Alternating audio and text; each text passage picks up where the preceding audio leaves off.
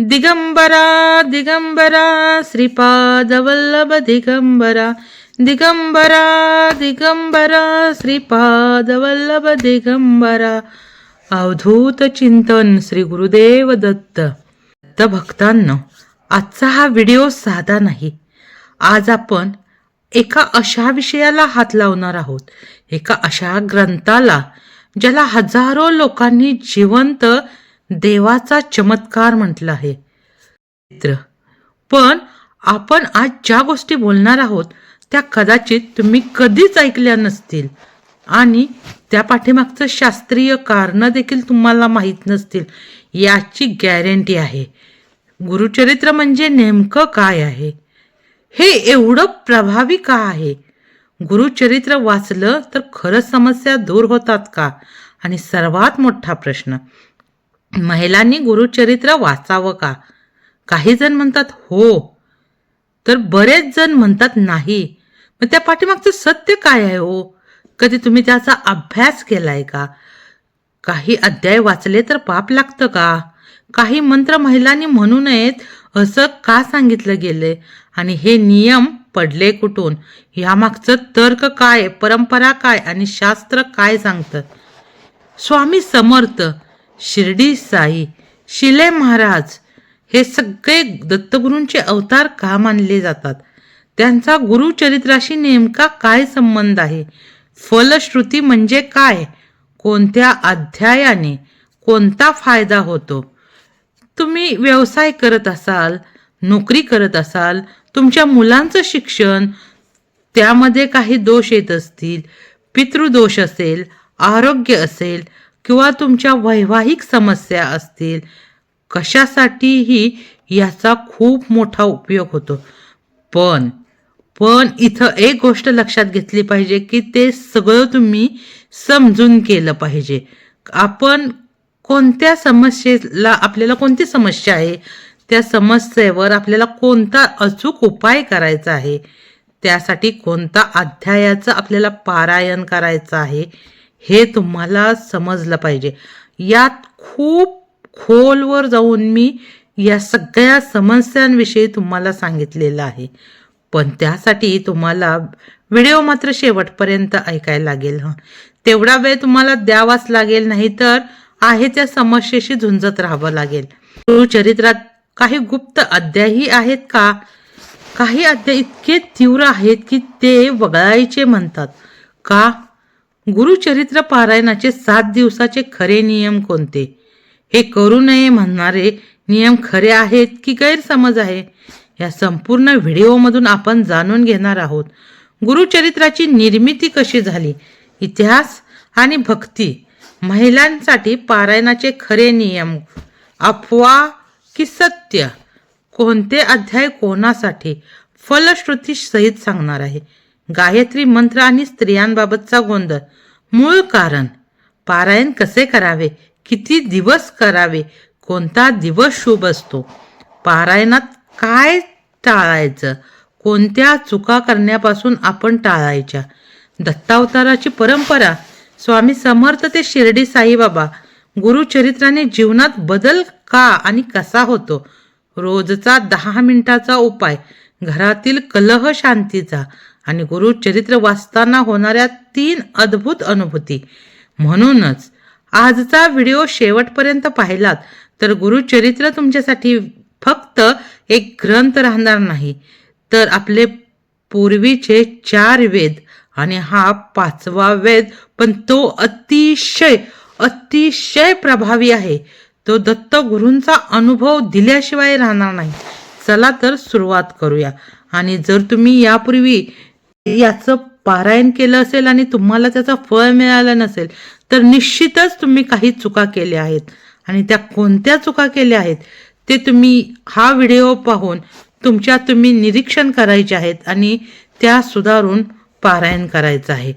चला तर मग आपण पुढचा व्हिडिओ शेवटपर्यंत पहा. आजच्या काळात मन अस्थिर आहे, घरात शांतता नाही, व्यवसायात अडथळे आहेत, मुलांच्या शिक्षणात त्रास आहे. हे सगळं कमी करण्यासाठी सर्वोत्तम उपाय म्हणजे गुरुचरित्र पारायण किंवा नियमित वाचन. मंडळी, आता आपण सुरुवात करूया मूळ प्रश्नाने. गुरुचरित्र म्हणजे नेमकं काय आणि का हजारो भक्त म्हणतात की गुरुचरित्र फक्त वाचायचं नसतं, ते अनुभवायचं असतं. गुरुचरित्र हे श्री दत्तात्रयांच्या परंपरेतील दुसरे अवतार श्री नरसिंह सरस्वती स्वामी महाराजांचे पवित्र चरित्र आहे. स्वामींचे चरित्र त्यांनी दिलेल्या परवानगीने श्री सागर महाराजांनी लिहिले आहे. हे फक्त पुस्तक नाही, हे अनुभवांचे ग्रंथ आहेत. हे कृपेचे दस्तऐवज आहेत. हे आध्यात्मिक विज्ञान आहे. गुरुचरित्रात एकूण 52 अध्याय आहेत, पण हे साधे अध्याय नाहीत.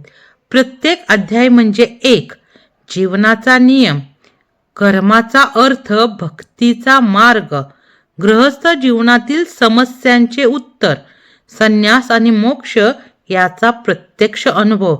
इतकंच नव्हे, या ग्रंथात जीवनातील एकूण 21 प्रकारच्या संकटाचे अचूक आत्ता ते लागू होतात असे उपाय दिलेले आहेत.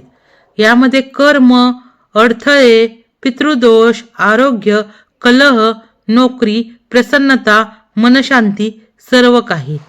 असं मानलं जातं की गुरुचरित्र वाचताना स्वामींची उपस्थिती घरात प्रकट होते.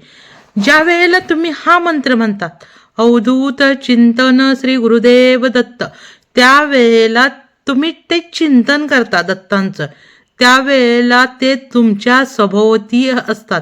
कारण या मंत्राने दत्तगुरूंना कुठंही बोलवण्याचा एक सोपा मार्ग आहे.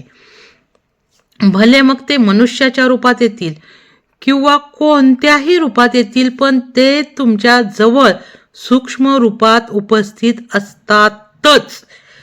घरातील वाद शांत होतात. नोकरी आणि व्यवसायातील जे काही अडथळे असतात ते सगळे अडथळे बाजूला होऊन आपला मार्ग खुला होतो. आपल्या मुलांचीही बुद्धी वाढते. निसंतान दाम्पत्याला सुख लाभतं. ज्यांना मुलं होत नाहीत त्यांनाही हे गुरुचरित्र म्हणजे अमृतापेक्षा कमी नाही. फक्त योग्य मार्गदर्शनाची गरज असते. मानसिक शांती, भीती दूर होणे, पितृदोष निवारण, हे सगळं या ग्रंथात शास्त्रीय, आध्यात्मिक आणि विज्ञानाच्या कसोटीवर सुद्धा ते अनुभव सिद्ध झालंय. मी तुम्हाला पुढे याचे सगळे उदाहरणं सांगणार आहे, पण तुम्ही हा व्हिडिओ शेवटपर्यंत पाहायला पाहिजे.